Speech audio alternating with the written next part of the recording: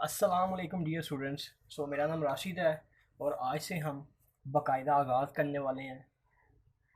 Chapter 1 का नाम definition of economics है, जो कि हमने अभी स्टार्ट करना है। तो डेफिनेशन ऑफ इकनॉमिक्स के अंदर वो कहता है कि जब भी किसी सब्जेक्ट के बारे में जानना होता है, किसी सब्जेक्ट के बारे में डिटेल में पता करना है कि ये सब्जेक्ट क्या है, तो सबसे पहले उसकी डेफिनेशंस को जाना जाता है, उसकी डेफिनेशंस को पढ़ा जाता है। और दूसरे नंबर पे उसकी हिस्ट्री को पढ़ा जाता है कि उसकी हिस्ट्री क्या कहती है और उसकी डेफिनेशंस क्या कहती है। अगर ये दो चीज़ें कोई इंसान जान लेता है तो वो उस सब्जेक्ट के बारे में काफ़ी नॉलेज जो है वो गेन कर लेता है, इकट्ठा कर लेता है। और दूसरे नंबर पे ये कि मैं आपकी बुक को जो है ना वो डिटेल में नहीं पढ़ने वाला कि मैं बुक को सामने रख लूँ और बुक को पढ़ना शुरू हो जाऊँ, इंग्लिश का उर्दू में तर्जमा करना शुरू कर दूँ और उर्दू को, अगर उर्दू की बुक हो तो उसको उर्दू के लफ्ज़ों का तर्जमा करना शुरू करूँ। इस तरह से नहीं करूँगा। मैं एक टॉपिक, जैसे जैसे चैप्टर के अंदर टॉपिक आते जाएंगे, मैं आपको उनकी जो उनकी डिटेल्स हैं, उनके जो कॉन्सेप्ट्स हैं वो समझाने की कोशिश करूँगा। तो सबसे पहली जो चीज़ चैप्टर 1 के अंदर नज़र आती है वो ये आती है, economics is a science of wealth. यानी कि वो कहता है कि economics is a science of wealth. यानी कि अगर उर्दू में तर्जमा करो तो ये कहता है कि इकोनॉमिक्स जो है ना वो मुआशियात का इलम है, दौलत का इलम जो है वो इकोनॉमिक्स है। ये डेफिनेशन किसकी है? ये डेफिनेशन है एडम स्मिथ की। एडम स्मिथ, अब मैं आपको ऐसे यानी कि इस तरह बताऊंगा कि ये आपने खुद से लिखना है कि economics is a science of wealth. ये क्वेश्चन आ गया पेपर में कि economics is a science of wealth, इसको डिफ़ाइन करें, ठीक है, इसकी डिटेल्स लिखें। तो आपने किस तरह से लिखना है मैं अब वो बताऊंगा आपको। Economics is a science of wealth. Economic science of wealth का नॉलेज है, ठीक है, मुआशियात का इलम है। एक एक इकोनॉमिस्ट था, साइंसदानी इकोनॉमिस्ट था जिसका नाम एडम स्मिथ था। एडम स्मिथ ने 1776 के अंदर एक किताब लिखी थी जिसका नाम था an inquiry into the nature and causes of the wealth of the nations. यानी कि जो नेशंस की दौलत है उसकी वजूहात क्या है, उसकी नौयत क्या है और उसकी वजूहात क्या है, कि वो किस तरह से बनती है और वो किस तरह की हैं, यानी कि उनकी नेचर क्या है। यानी कि इसका तर्जमा उर्दू में मैं अगर करूँ तो कुछ इस तरह से होगा कि जो अक़वाम हैं, जो कौमें हैं, उनकी दौलत क्या है, किस तरह की है और उसके आने की वजूहात क्या हैं। ये इस नाम से उसने एक किताब लिखी थी 1776 में, एडम स्मिथ ने। वो जो किताब थी वो बेस करती थी economics is a science of wealth, कि इकोनॉमिक्स जो है वो मुआशियात का इलम है, ठीक है। मुआशियात का मतलब यानी कि दौलत का इलम है। ये डेफिनेशन 1776 के अंदर एडम स्मिथ ने इस किताब के अंदर लिखी थी। अब इस डेफिनेशन का मतलब क्या है? इस डेफिनेशन का मतलब क्या है कि अगर मैं चार चीज़ें हैं, production of wealth, production of wealth,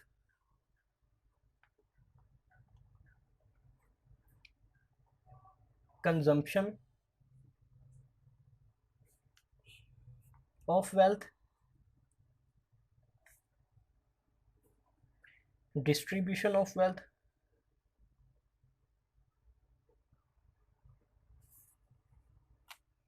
और फोर्थ नंबर पे जो चीज़ है वो है एक्सचेंज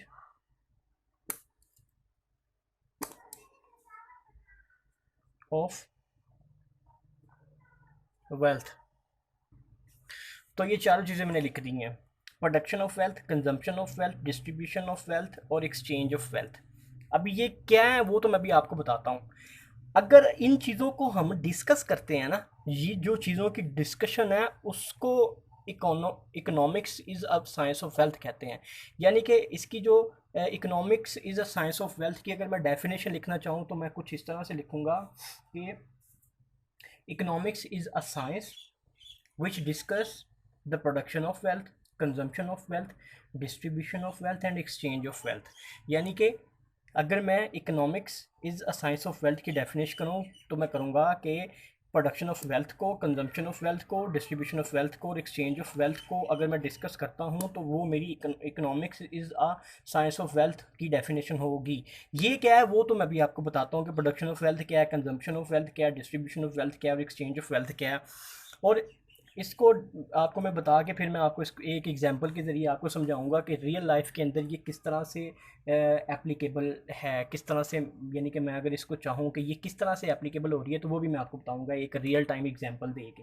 तो आए सबसे पहले हम इनको बारी बारी जो है ना वो डिस्कस कर लेते हैं कि प्रोडक्शन ऑफ वेल्थ के अंदर क्या है। प्रोडक्शन ऑफ वेल्थ का मतलब है, production of wealth means how wealth is produced. Production of wealth का मतलब है कि वेल्थ को किस तरह से प्रोड्यूस किया जाता है, वेल्थ को किस तरह से प्रोड्यूस किया जाता है, यानी कि दौलत को किस तरह से बनाया जाता है, किस तरह से दौलत बनती है। तो चार फैक्टर्स हैं, लैंड, लेबर,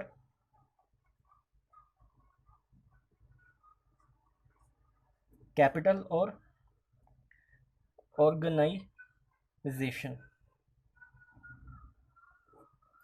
यानी कि ये चार फैक्टर्स हैं जो प्रोडक्शन ऑफ वेल्थ को क्रिएट करते हैं। यानी कि अगर मैंने दौलत कमानी है तो या तो मेरे पास ज़मीन होनी चाहिए, ठीक है, या लेबर, मैं कोई लेबर करूं, या मेरे पास कोई कैपिटल हो, या मेरी कोई ऑर्गेनाइजेशन हो। अगर ये मेरे पास चार चीज़ें होंगी तो मैं फिर ही जो है ना वो वेल्थ को प्रोड्यूस कर सकता हूँ।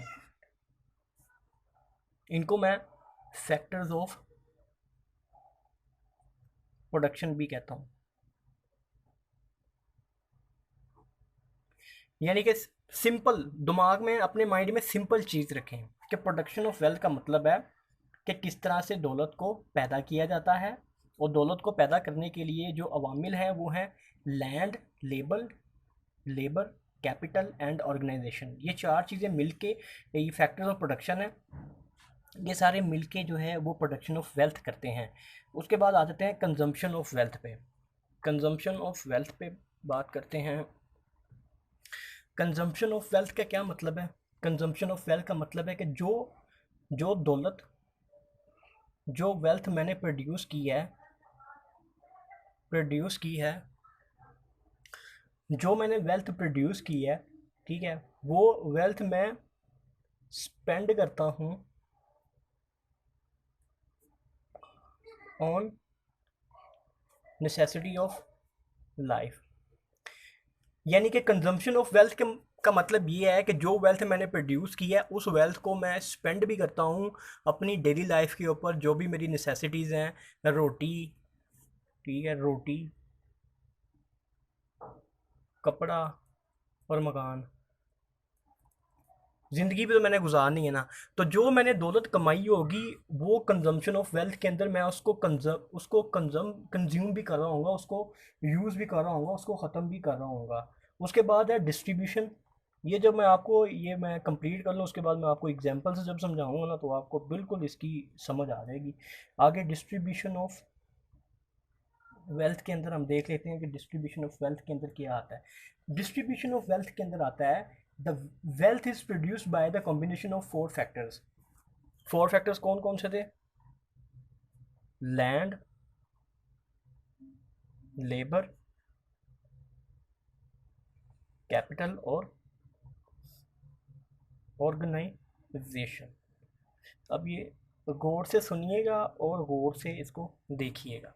क्या कहता है? कहता है कि wealth is produced by the combination of four factors,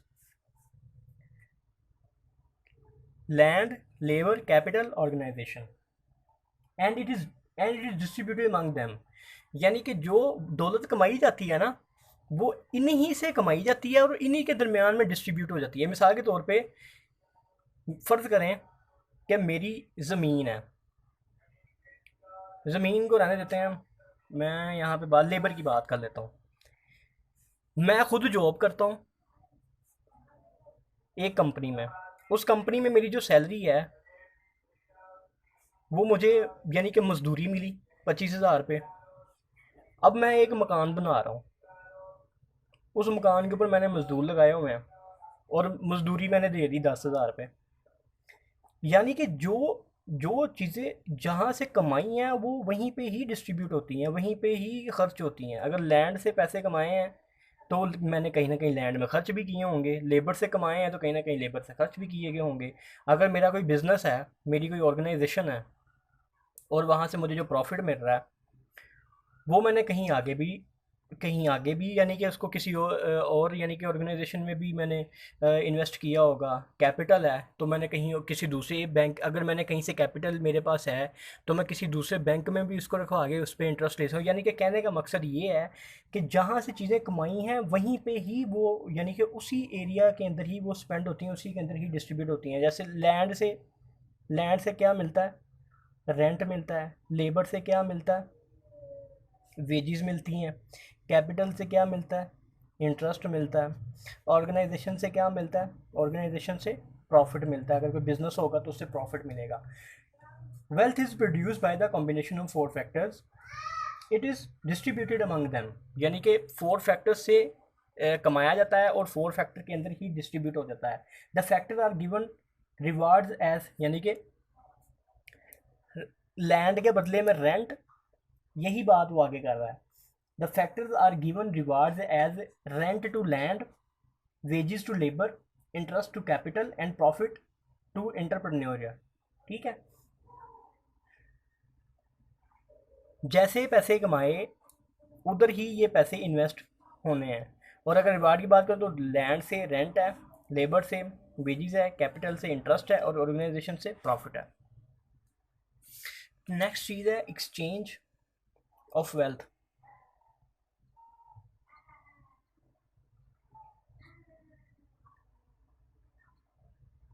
exchange of wealth के अंदर आ जाएगा कि कैसे दौलत एक शख्स से दूसरे शख्स के पास जाती है। यानी कि वही कि मैं अगर सैलरी कमा रहा हूँ, मैं सैलरी मेरी 25,000 है, तो वो जो मैं अपनी नेसेसिटी के ऊपर कंजम्पशन कर रहा हूँ, जो मैं कंजम्पशन कर रहा हूँ उससे मेरी जेब से पैसे निकल के एक शख्स से निकल के दूसरे शख्स के पास जा रहे हैं। और इसी तरह एक मुल्क से दूसरे मुल्क में भी जा रहे हैं इंटरनेशनल ट्रेड के ज़रिए। यानी कि एक्सचेंज ऑफ वेल्थ के अंदर उन्होंने यही कहा है कि how wealth passes from one person to another person, और how it shifts from one country to another country through international trade।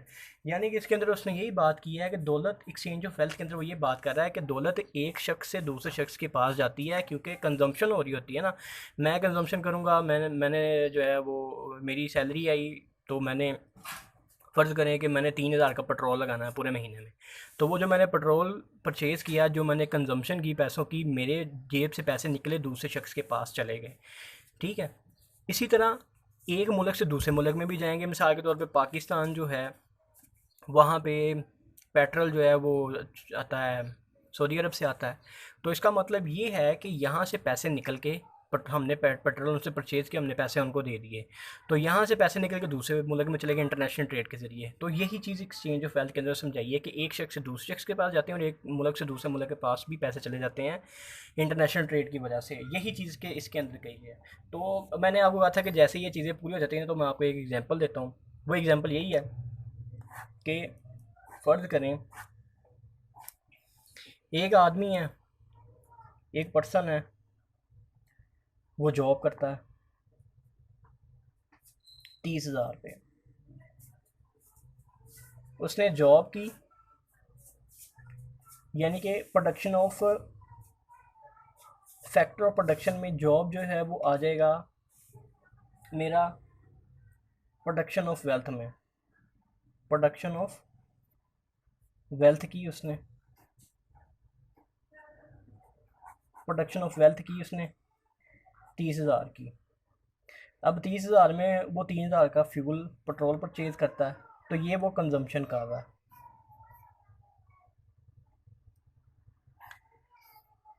ये उसने कंजम्पशन की। जब उसने ये कंजम्पशन की तो ये डिस्ट्रीब्यूशन भी हो गई कि जहाँ से जैसे उसने पैसे कमाए वैसे ही पैसे निकल गए, और ये एक्सचेंज ऑफ वेल्थ भी हो गई। यानी कि एक जगह से पैसे निकल के दूसरी जगह पे भी चले गए। यानी कि इस पूरे ये जो पूरा एक साइकिल चल रहा है ना, उसके ऊपर जो चीज़ इम्प्लीमेंट हो रही है उसका नाम है economics is a science of wealth.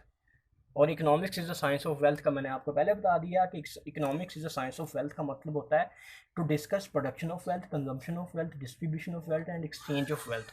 तो ये मैंने आपको बता दिया है। ठीक है, इतना हमने कर लिया, बाकी नेक्स्ट वीडियो में हम इससे आगे चलेंगे।